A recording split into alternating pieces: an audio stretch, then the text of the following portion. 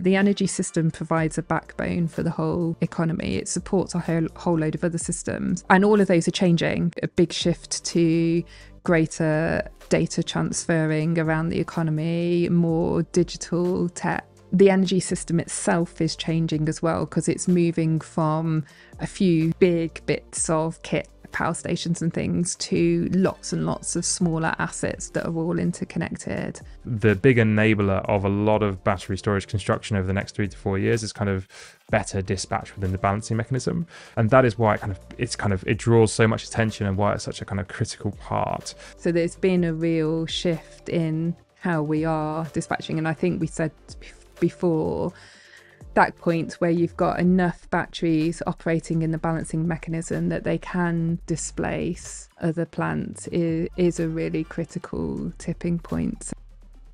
Hello and welcome back to Transmission. In this episode, Ed is speaking to Claire Dykta, Director of Strategy and Policy at ESO.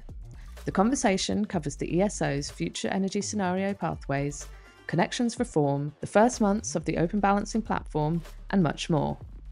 For an introduction to the balancing mechanism, check out our previous episode with Claire, linked in the show notes. If you're enjoying the podcast, please hit subscribe so you never miss an episode, and give us a rating wherever you listen. Let's jump in. Hello and welcome to another episode of Transmission. And today we are joined by a two-time guest. Claire, welcome back onto Transmission. Thank you so much for inviting me back. Oh, you're very welcome. And today we're going to be going through FES, so future energy scenarios. We're going to be touching a little bit on connection reform, and we're also going to have a look into more detail into the balancing mechanism. And for people listening to this going, oh God, I'm not sure what the balancing mechanism is, I've never heard of that. We also did an episode in November of 2023 covering an intro into the balancing mechanism, which we'll put in the show notes. And if you want to kind of just have the one-on-one on that, then that's the great place to go. But if you're kind of keen to get into the detail and the updates since then we're going to cover them in this session. Brilliant. Claire, welcome. We are also going to cover this with the context of a new government coming into power. And so what we are really seeing here is this movement by having a new Labour government coming in, that we have a large change in direction, particularly on onshore wind, but also kind of across the board. And so given the context of what we're trying to do, onshore, offshore wind, as well as solar, it's a pretty exciting time to be in the energy space. And what we really need is something to kind of forecast all of that and to show us the kind of pathway to how we deliver a sort of clean power system by 2030. Enter FES. Claire, over to you. What is the FES? What is FES? So, as you said, FES stands for Future Energy Scenarios, although it's got an expanded title this year, which I'll explain in a minute. So, FES is an industry well-known document. It's actually the end product of an almost year-long process, which has run every year for the last 10 years. And what it's intended to be is very much a stakeholder-led process that sets out a range of credible futures for the energy system. Now, historically, from when it was first introduced to last year, it has been scenarios, hence why it's called FES, Future Energy Scenarios. And we do a huge amount of stakeholder engagement, research, analysis to pull together a really broad perspective of what people think will happen over the time horizon to 2050, what people are intending to do. So we have really deep discussions with individual organisations about their commercial plans. And we pull all of that together, and as I say, historically into scenarios, so a range of credible scenarios. This year, we've had a bit of a change, and it's called, the document itself is called Future Energy Scenarios, Pathways to Net Zero. Snappy title, which is a recognition of how we have slightly changed how we have produced our analysis this year. So we've still followed a very intensive stakeholder-led approach where we've talked far and wide to lots of people, done lots of research. But this year, instead of having a range of credible scenarios, we followed a much more deterministic analysis and have set out 3 credible pathways which would reach net zero by 2050 and keep us compliant in the short term with the Climate Change Committee's carbon budgets that they set. So narrower range this year, and all 3 of the pathways that we've included in that document would get you to net zero by 2050. Okay. And of those pathways, kind of what stood out for you as headlines? So what's been really interesting this year is historically we've talked about actions that need to happen to stay within the range that we forecast.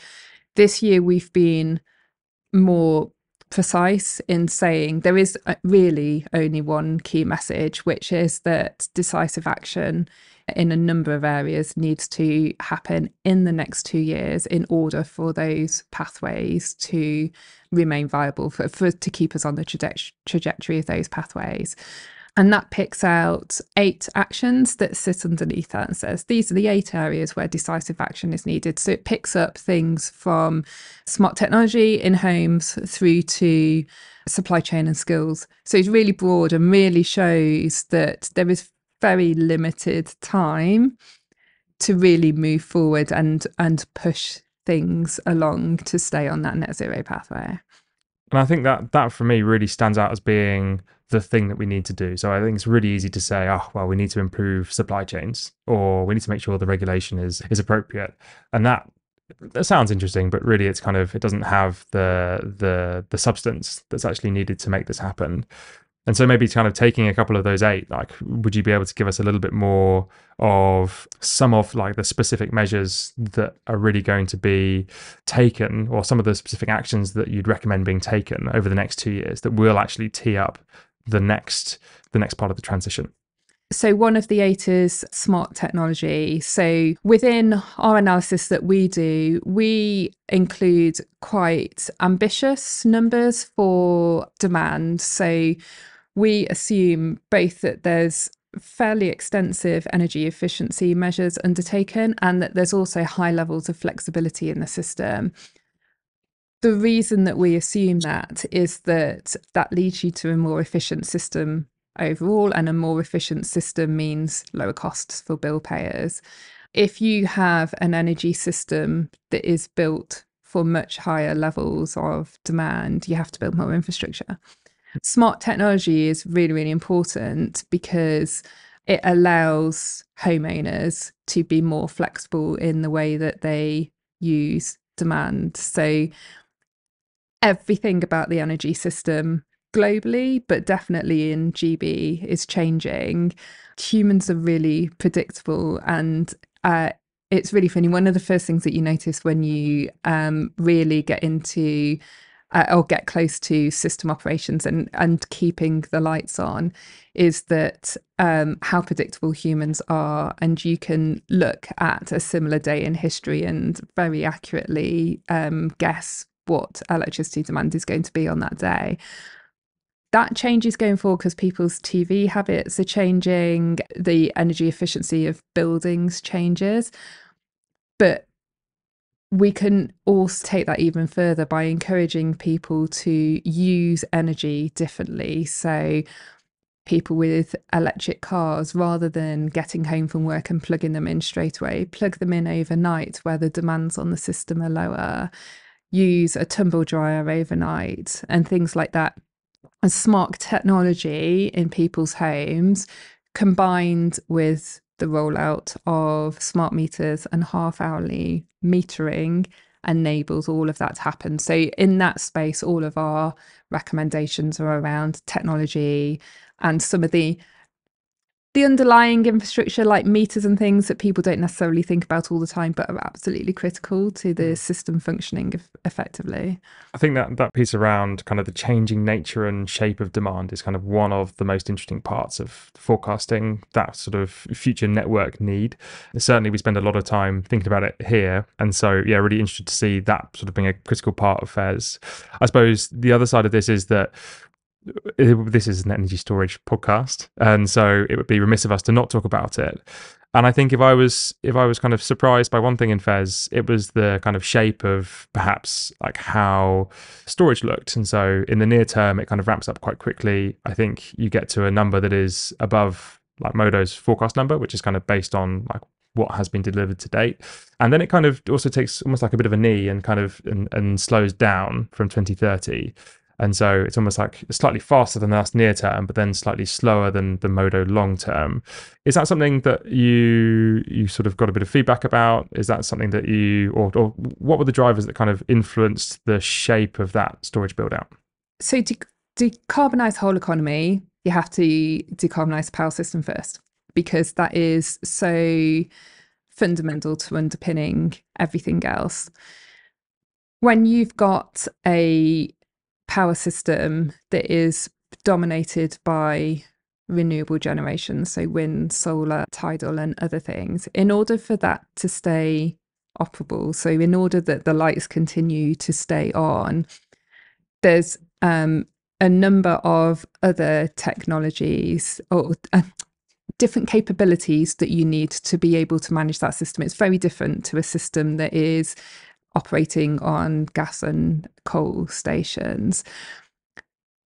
Storage, both batteries and long duration storage, are really, really critical to being able to operate a decarbonised power system. And the two things provide slightly different services, although there's some interchangeability. So batteries or shorter duration storage help, particularly with the stability of the system. So I think I talked about in podcast part 1 that you've already plugged about inertia on the system. And when you have a power system that's got lots of renewables connected to it, a small disturbance on the system can have a much bigger impact than if you've got a power system that's got lots of fossil fuels. Batteries in particular are really helpful in a system like that because they can respond to system conditions extremely quickly and they can stabilize it very quickly. Longer duration storage, which can be long duration batteries as well as other types of storage, help with a different but linked issue, which is as you move to a renewables dominated system, your assessment of the security of that system changes. So historically, the power system, when we were thinking about security of supply, the thing that you would be most worried about would be the coldest half an hour in the depths of winter when demand is really, really high. And do you have enough generating capacity on the system to meet the demand? In a renewables-based system, you're more worried about the 3 or 4 days where the wind isn't blowing, and suddenly that generation capacity that you were relying on isn't there. And that's why longer duration storage has a role to play as well, because it can help to plug those gaps. The reason that that has a very quick build out and then starts to almost flatten off a bit is that, as I said earlier, the power system has to decarbonise really quickly, like in the next 5 to 10 years. And you can't do that without the storage penetration growing as well. So it has to be a really rapid build up in the very near future. I think I'm on board with the first part. I mean, someone being kind of more or looking for more storage near term, I really like that as a kind of as a pathway. I think the really interesting part for me is perhaps just into this whole kind of Fez pathway process. Is it kind of also within the documentation you kind of talk about moving to a techno-economic model, which is essentially like taking a look and working out based on the costs of each of these technologies, based on the future prices that we see, like how many of those will get built and kind of how much capacity will be added to the system. And I think we run a pretty similar process on our side. And I think one of the things that really stands out to us is that not everything's quite like for like. So if you have like solar or wind, very proven technologies, you know exactly what they're going to do. And you know that they can get delivered, they're modular, they can be installed, there's very low risk. And I think we could probably say the same thing is true of like short duration storage. And maybe I should kind of put short duration in quotation marks. Then when you kind of look at some of the other techs coming through and out into the 2040s, and not to say they won't happen, but if you have, say, CCS, long duration energy storage, and hydrogen to power, maybe I'm being kind of too, like, I'm being very short-sighted, and I'm just not seeing that these texts are going to come through. But we don't have the same level of proven delivery of those technologies. And I always think that when you then do a techno-economic model that's kind of saying, oh, well, they'll get their cost down, will they? Because actually what we've seen today is that the system can get a really long way on wind, solar, and battery storage. And when we look at other grids, battery storage is getting to kind of 6 or 8 hours. And so there's this kind of really interesting, yeah, maybe I'm being like far too pessimistic about how quickly those other techs can come through. But did you give that some thought around, okay, everyone's come through and said, this is our cost of our particular type of flexibility. But did you kind of think about, well, actually, do we see that on other grids? Has that been proven? Has it been delivered? Because I think that for me is a really important test. Yeah, so as you say, this is really difficult. Yeah. Right. Some of these newer technologies are not deployed commercially at scale anywhere in the world. But what you can do is look at other technologies and how the price of those the cost of those have evolved over time. So you can make some assumptions based on that. What I would say, maybe I'm doing my contrarian view early, is you cannot run a power system on just renewables and batteries. Yeah. Because that particular circumstance that I outlined, that if you don't have any wind for 3 and 4 days, to be able to cover that with batteries, even if they were 6 to 8 hours, you would have to have such a big battery fleet. It would be not commercially viable. Yes. So you do have to have other technologies in the mix. You're absolutely right. It is really uncertain how those things will evolve, but which links back to our key messages, right? There needs to be clear policy decisions to allow those technologies to develop. There's an awful lot of investments going into them, particularly in the GB market, and they will roll out. They all offer different characteristics to the system. And I think I may have said before, from a system operation point of view, I always favour diversification, because anything that results in eggs in one basket always makes me nervous. Okay. But yeah, there's scenarios, right? So the closer you are to today, the more certainty you have. Beyond that, the greater the uncertainty. But the world is moving fast on this stuff, and I think in a couple of years' time we'll be in a very different place. And this has kind of been covered in a few places, but certainly solar, wind, battery storage, plus some sort of reserve maybe on the gas side. We saw reserve being mentioned in Labour manifesto. Like, potentially that type of solution might get us through, as you say, those really hard to deal with periods in the future, potentially with then things like CCS or longer duration storage being part of the solution in those very tricky to manage periods. Yeah, potentially. So gas is a really important transition fuel, as in methane gas. So we still have a fleet of gas-fired power stations. Ensuring that they are available and a transition away from them is managed is really important. As you say, government have said that they think a strategic reserve is a good answer. I think that's probably small r strategic reserve. So I don't think there is a definitive, it looks like this, but I think you'd struggle to find anyone who didn't say that making sure that the transition is smooth from the system that we've had to the renewable system is really important, and the gas fleet play a really important role in that. And to kind of just context on this, I think we can get a really, really long way with solar, wind, storage, interconnection, pumped hydro. That gets us a really, really long way. Yeah. We are just talking about how do you deal with a smaller portion of this. So it's not like this gotcha moment, oh my God, you need gas. It's like, well, yeah, okay, we know.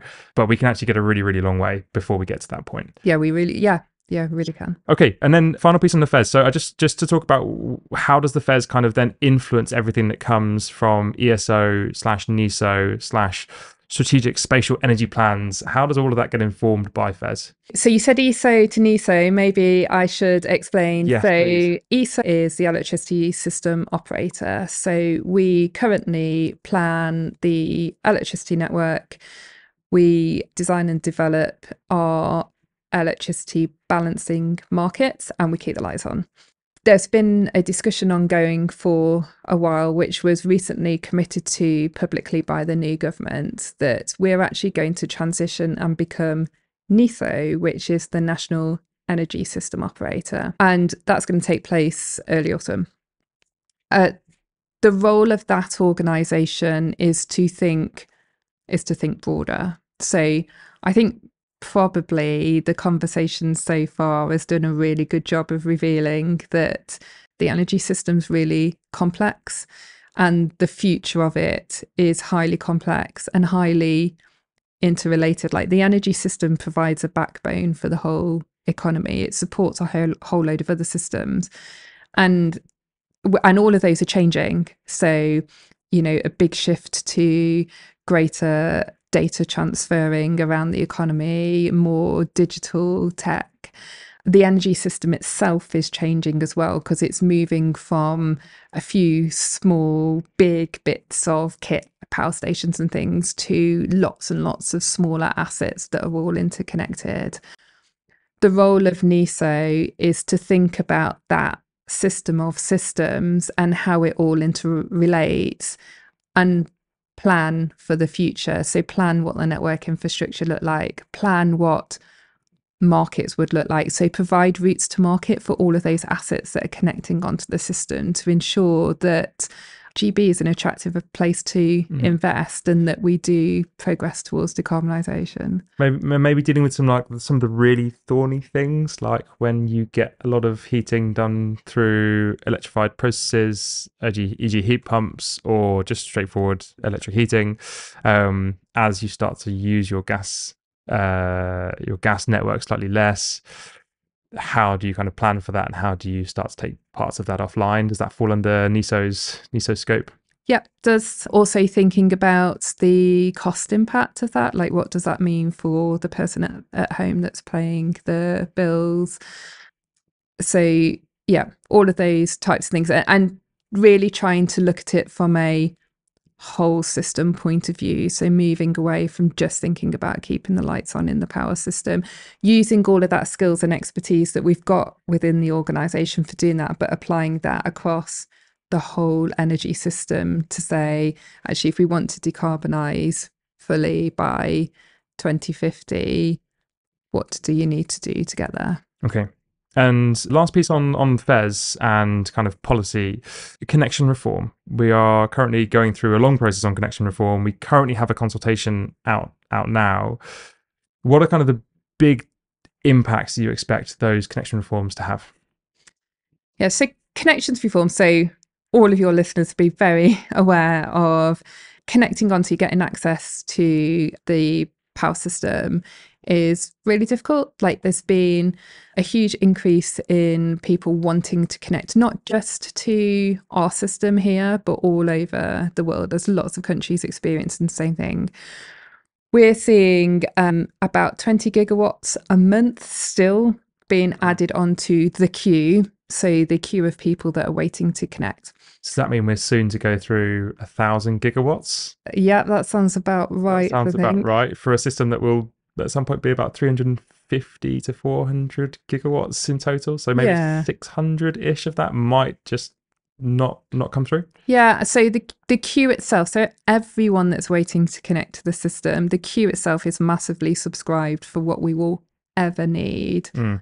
And certain technologies in particular are massively subscribed, so particularly batteries and particularly solar. The way that connections works at the minute is what we call first come, first served. So you say, I would like to connect onto the system, please. It's almost like going to the fish counter in the supermarket. You take a ticket and you're like, right, you're number 43. So there's 42 people in front of you. And that's how the system works. If it gets to the point where your date comes around and you're not ready, then, you move out or you move back. But we do all of our network planning on that basis. So it's a very level playing field. You asked first, so you get considered first. What that does mean is that there's an awful lot of projects in that queue which aren't real. Or have very, very little chance of going anywhere. So dubbed the zombie projects, I think, over the last year.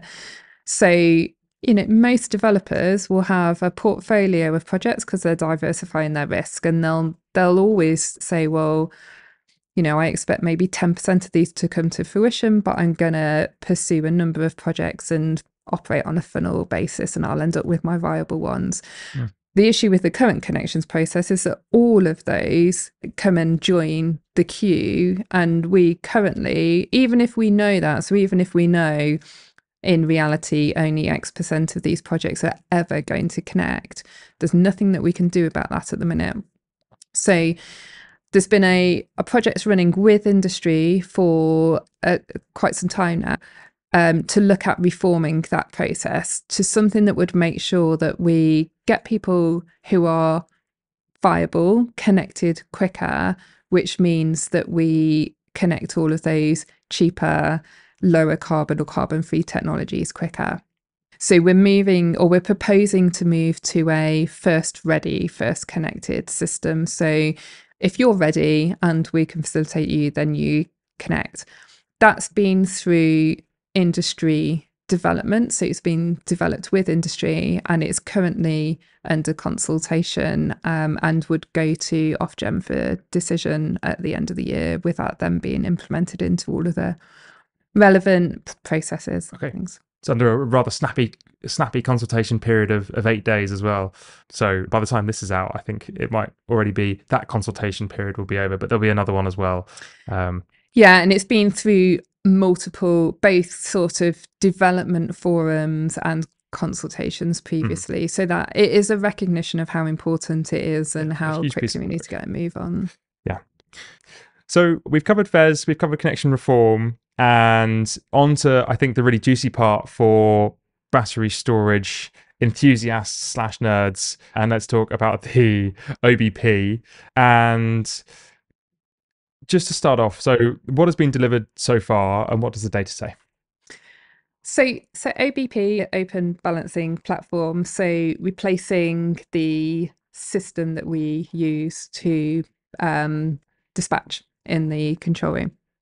And when I was last on the podcast, we had either just or were just about to do the first release of OBP, which was going to introduce what functionality that we were saying was a multi-dispatch tool. So I think I, at the time, said historically when we dispatch them, so we issue an instruction to an asset in the balancing mechanism to do something, we would type it. So we'd write a list message to them, tell them to do something, and then it would do it. Which in the old world of a few big assets was fine. In the new world that we've talked about of lots of smaller assets and a much more complex energy system, obviously a highly analog way of dispatching the system just isn't appropriate, because it's too slow. It's too slow for that world.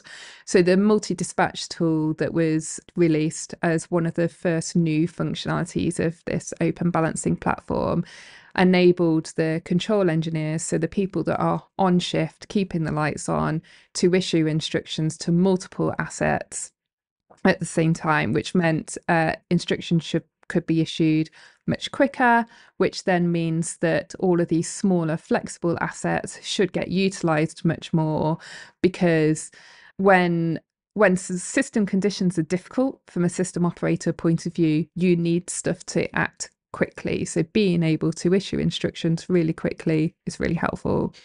So that was released as one of the first kind of parts of functionality of this open balancing platform. There's been other releases since then. There's other releases planned coming forward. We saw an almost immediate impact in the usage of flexible assets on the system as a result of that.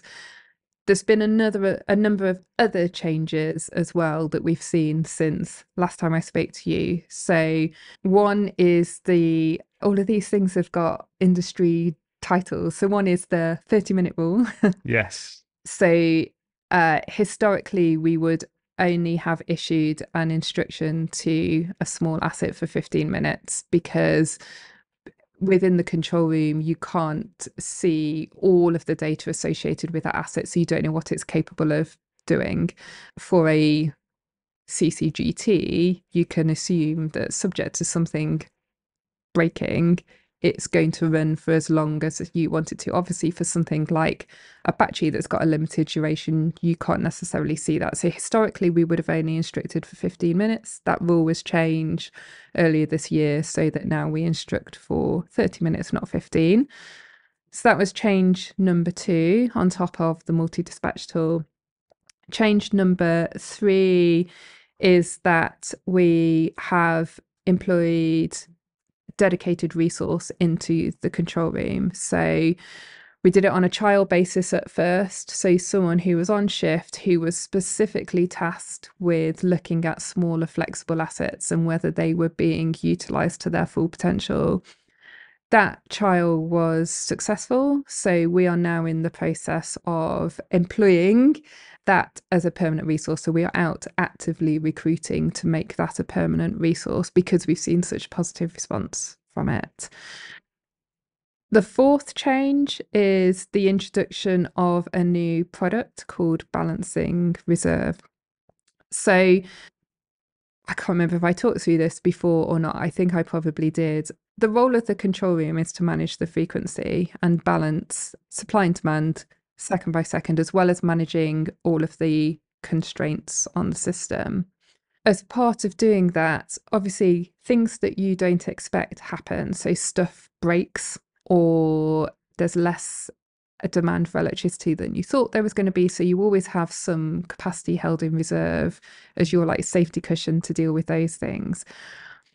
Historically, for assets like CCGTs, you would schedule those quite far in advance because you have to give them quite a lot of notice to get up and running.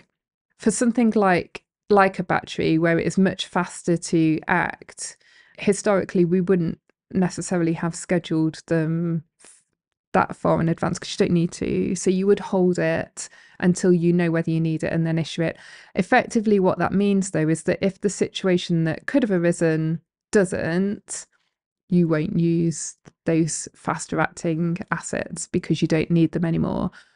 What Balancing Reserve does is it means that we commit longer ahead to holding those assets. So a bunch of batteries can say, we would like to be held in reserve. And at the day ahead stage, we'll go, that's great. We'll contract you for this half-hour period. You need to be available then, and we will pay you a price to recognise that you're making your asset available to potentially be used.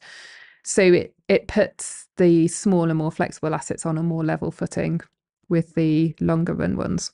Okay, lots of change. Second part of the question, what does the data say? I've got some Modo numbers, which I'm happy to put forward, but I'd love to hear how it's been going from your side first. Yeah, so we've seen a really positive impact. As I say, that's a lot of change that's happened in probably 9 months. Yeah. There's further changes coming in, like we're adding new functionality in all the time. It's difficult to attribute successes to any one particular change. We've seen a marked increase in the volume of batteries in particular that are being dispatched and the revenue that batteries are receiving. Your data is probably a bit more up to date in mine, in that we go through and make sure that everything has been flagged correctly and things. But in May, we saw battery revenue in the BM at about 1.7 million, which is a significant increase on where it was when I spoke to you last. Initial numbers that I've seen for the most recent months have shown that trajectory is continuing. So it's a very positive picture. There's some other changes that we are continuing to put in. So a really interesting one is that we have a beta tool in the control room at the minute, which is giving the control engineers live feedback on what they're doing. Mm-hmm. So if it will say, oh, we noticed you just did this, you could have done this, why have you done that? And we're finding that live feedback for the control engineers is really useful to them in thinking about what they're doing on the system. And so a combination of all of those things seems to be having a really positive impact. And as that actually kind of comes back to the first podcast we did on the BM, and you highlighted this, that both there's kind of the technical dispatch, but then there's also the human element of the shift desks that roll through dispatch in the balancing mechanism, and obviously the kind of training that goes alongside that, and how quickly you can kind of expect to see those changes kind of bedded in. So it sounds like a really interesting development. I suppose on the data side, just to add a little bit to it. So I think a pounds million per month is kind of a good starting point for it. We've certainly seen, perhaps since we last spoke to where we are now, just the actual volume of batteries in the balancing mechanism, I think was something like 0.8 gigs ish, maybe a year ago. And now it's like 2.4 gigs ish. So like 1.5 gigs of batteries go and do some frequency response, and kind of the rest of it kind of comes in and does balancing mechanism and wholesale trading. And so a little bit of what happens when you kind of triple the volume is that you will get slightly more money coming through. And so when we look at it, we try and normalize it for the sort of the volume available. And we use something called a dispatch rate, which is effectively of the in-merit battery volume available, how much of it's being used. And so just very high level numbers, I think back in November we were around about 4%. So 4% of batteries when in merit were being dispatched, and that number is now around like 11-ish%, which is definitely testament and kind of, I think, corroborates a little bit of what you were saying around much better dispatch.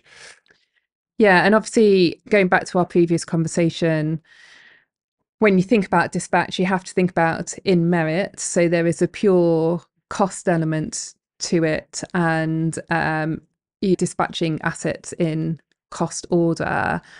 But we also need to consider the system requirements. So the market will solve for balancing supply and demand. The control room will also have to solve on top of that for things like voltage requirements and constraints that they're seeing on the system. So when they're dispatching live in the control room, they will go in cost order subject to system requirements. So if they need a certain capability, they will dispatch for that, if that makes sense. And you mentioned briefly, we didn't talk about it, but you mentioned briefly flagged actions. And so essentially these are actions that aren't taken for the purposes of that kind of balancing, but they're taken to deal with a system need. And so when something gets flagged, it's typically taken out of these calculations because it's essentially like a technical dispatch rather than something that's like an economic running of the balancing mechanism. And so I think as you do with your numbers, I think we do the same thing on our side, which is when they are flagged, and that's another podcast. But when they are flagged, then we do take them out. And I suppose this is the really, really important part, right, for battery storage investors and owners and financiers, which is a lot of the money that's made by batteries from the capacity market, from wholesale trading, and from frequency response is kind of really well known, with small changes around the edges, but generally really well known. The thing that's kind of the big enabler of a lot of battery storage construction over the next 3 to 4 years is kind of better dispatch within the balancing mechanism. And that is why it draws so much attention, and why it's such a kind of critical part. And I suppose the big question is, okay, so we've gone from, if you'll accept kind of Modo's numbers, and I think they kind of corroborate yours and they tell a nice story anyway. So let's say we go from 4% dispatch rate to 11% dispatch rate. I think the real question for me is, okay, well, where can battery storage get to? And when does it start to, or should it start to get to parity with other technologies? Perhaps it could go further. Yeah, so all of the changes that I've talked about and the functionality to come is to ensure that technologies are dispatched and on a level playing field, taking into account that different technologies have different characteristics. So as you say, when you're trying to solve system issues, there's characteristics that you need to solve particular issues. I know we've talked about it this before, so although our numbers are move in the same direction, they are very different.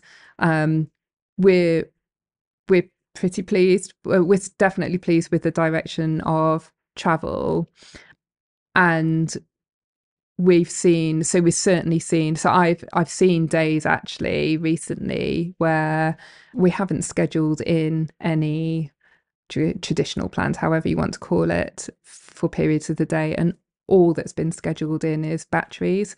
So there's been a real shift in how we are dispatching. And I think we said before, that critical tipping point where you've got enough batteries operating in the balancing mechanism that they can displace other plants is a really critical tipping point. And going back to the start of this podcast and the conversations we're having there, is really exciting development in terms of the system decarbonising. Yeah, and absolutely. And maybe just to kind of go beyond UK, like we see this in, for example, California, that things like battery storage can at periods of time be the largest thing that's being dispatched on the grid. It's the thing that's providing flexibility. So it's not just the UK, right? We're starting to see it kind of coming in from other markets. Maybe just to kind of come back to that point, and one thing you mentioned there, actually, sorry, just to pick it up, is kind of batteries being dispatched or being scheduled for dispatch more than other technologies.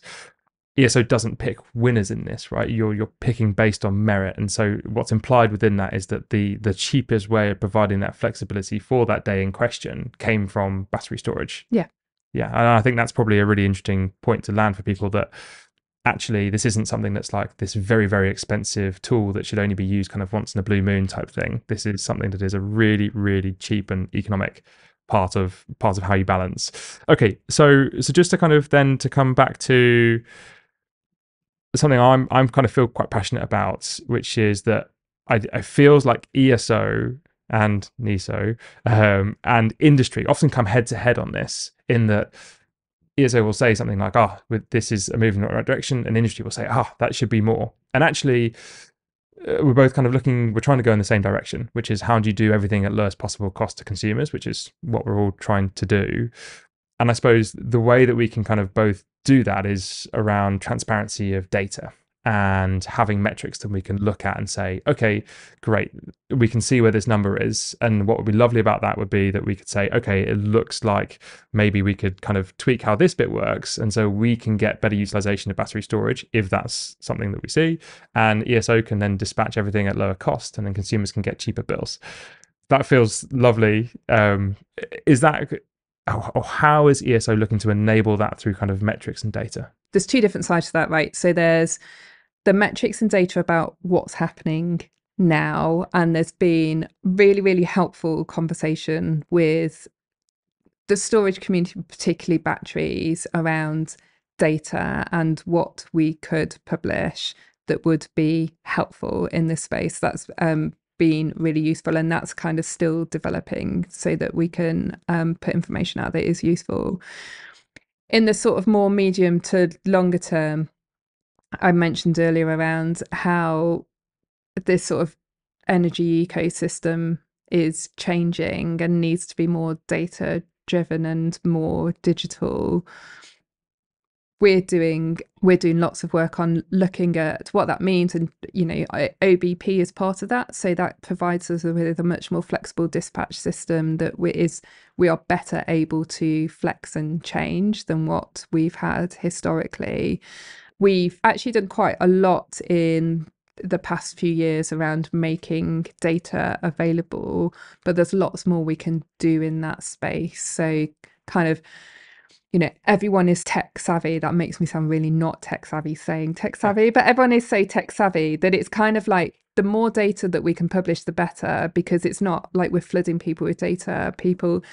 If we can publish stuff and it's easy to plug into so that people can manipulate it themselves, it takes away some of that feeling that there's lots of stuff going on inside the ESO that people don't understand. So that's the journey that we're on. It probably feels incremental because it is incremental. It's kind of like stuff improves all the time. I think it's helpful, when we first talked in November, we talked about the huge increase in batteries on the system. I think if you do the same thing and look at publication of data, that's probably gone through the same sort of journey. There's still a long way to go on that, but I completely agree, that is the key to all of this, is making all of that really transparent.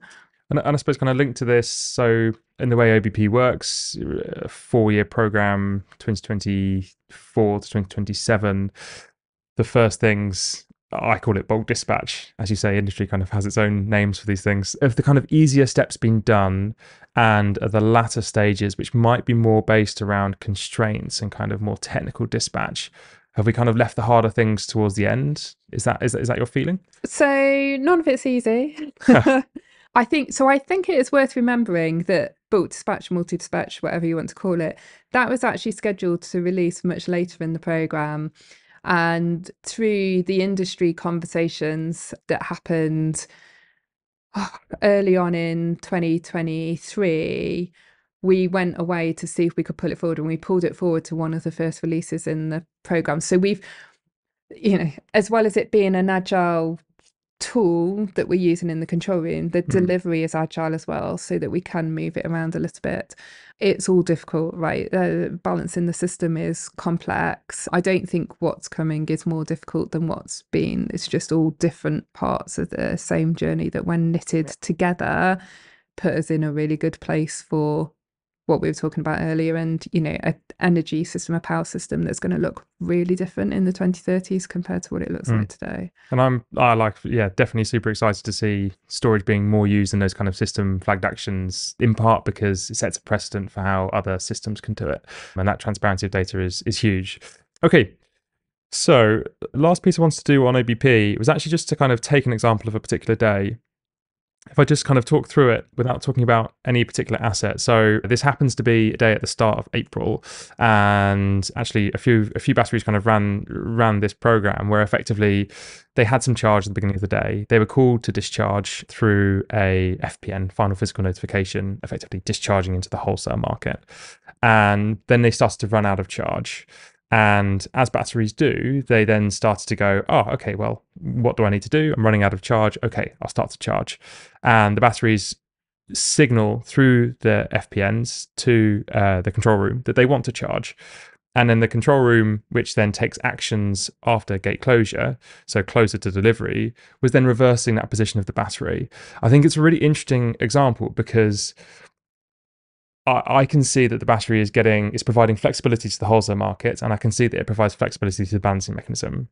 But I think if I went to talk to a friend down the pub and said, this battery, it got paid and it didn't actually charge or discharge, someone might say, well, that's an absolute scandal. And for me, obviously it's not, but I kind of, how did ESO think about the market that day, and in general about that type of use of flexibility? Yeah, so that day is really interesting, both in terms of what the assets, or why we were asking the assets to do certain things, and why we weren't, what we were not asking them to do as well. So the day that you're talking about, we talked before about how the wholesale market balances supply and demand. So really simple, high-level terms, all of the energy suppliers know how much demand that they've got from their customers, both their industrial ones and the domestic ones, and they'll buy power to make sure that they're balanced, and the market arrangements incentivize them to do that. That doesn't always work. The market doesn't always resolve itself. On that day, the market was pretty good. It was pretty close to resolved in terms of where it thought it needed to be. What happened once we got into the day was that it was quite a high wind day, so we were expecting there to be a lot of wind generation on the network. When we got closer to real time for the peak, so the sort of tea time period in my northern terminology, dinner time for anyone who's southern, the wind didn't materialize to the level that we were expecting it to. So there was less wind generation than we thought there would be. Demand also started to outturn a bit higher than we were expecting. So the cumulative impact of both of those things was that we were short on the system. So we didn't have enough generation to meet supply.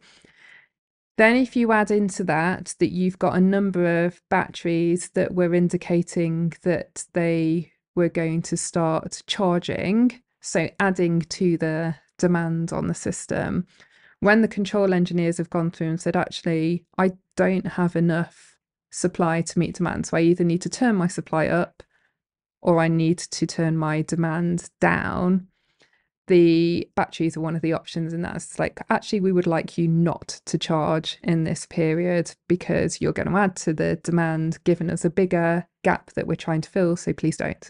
So the batteries will have been paid to not to charge, because that will have been cheaper than alternative actions that we had available to us. What is interesting is that sometimes some batteries are located behind constraints, which means that they're on a location in the system where sometimes it can be difficult to export or import power over what's called a boundary. So it's a imaginary line. I'm saying imaginary. In my head, I can see all of the maps where there's actual lines drawn on them, but in reality, it's an imaginary line on the system where there's a constraint in how much power you can transfer over that boundary. Sometimes flexible assets will be asked to change their indicated behavior because there's a constraint biting, so they would make that constraint worse. On this day, that was not the case. And going back to our conversation a bit earlier about flagging, that that's the case because all of the actions that were taken on this case on the battery assets were flagged as energy. Mm-hmm. So those batteries were being asked to change their behavior because of a supply-demand imbalance on the system. If they were being asked to change their behavior because of a constraint, it would have been flagged as system. I think it's super interesting, right? It's a little bit of a bit of sight into what does actually how does the future system operation start to work, and how can you get this kind of multiple types of flexibility from battery storage, both in wholesale but also in the balancing mechanism. And in some cases, those batteries weren't fully charging; they were kind of flipped the whole way over in terms of to discharge as well. So kind of a 2x on the power side. Okay. Super interesting. We could talk about that all day, but it's time for the kind of two final questions. So the first one is around, is there anything that you would like to plug? So it's not a thing in particular, but I mean, we've mentioned it a few times. ESO is transitioning into NESO. It's really exciting that everything that we've talked about today and the complexity of the future world is a huge challenge, an exciting challenge, but a huge challenge, and NESO will play a really central role in that. So the fact that that is happening really soon is a really exciting thing. Okay, and contrarian view. So what do you believe that the majority of the market doesn't? I'm going to take market in the broadest definition of the word. Say the carbon intensity of the GB grid has reduced by 66%. From 2013-ish to 2020. I think your average person on the street would be really surprised if we told them that. And I think the progress that we have made is what gives me confidence that the rest of it is achievable and achievable quite quickly. So we talked earlier about different technologies and things. We've come so far. We're the fastest decarbonising grid this decade. We've come this far. We can do the rest. Okay, I love it. I think we had a contrarian view that came from another guest who said that the final portion of the energy transition will happen faster and not slower. And so if we have moved the fastest as a grid over the last, let's say, 10 years, then, and that forecast also comes through, then I think great things lie ahead. Claire, thank you very much for joining us on Transmission. You've been a fantastic guest, and thank you for running through all of those details, and I look forward to having you on for part 3 in 2025. Thank you for having me. Thank you for listening to Transmission, a Modo Energy podcast. Transmission delivers conversations from industry leaders and experts exploring energy markets and the operations and technologies related to grid-scale battery energy storage. Check out our other episodes by searching Transmission wherever you get your podcasts. Check out the Energy Academy, our video crash course on how markets in Great Britain and ERCOT work, or head to modoenergy.com to see our written research. Thanks for listening.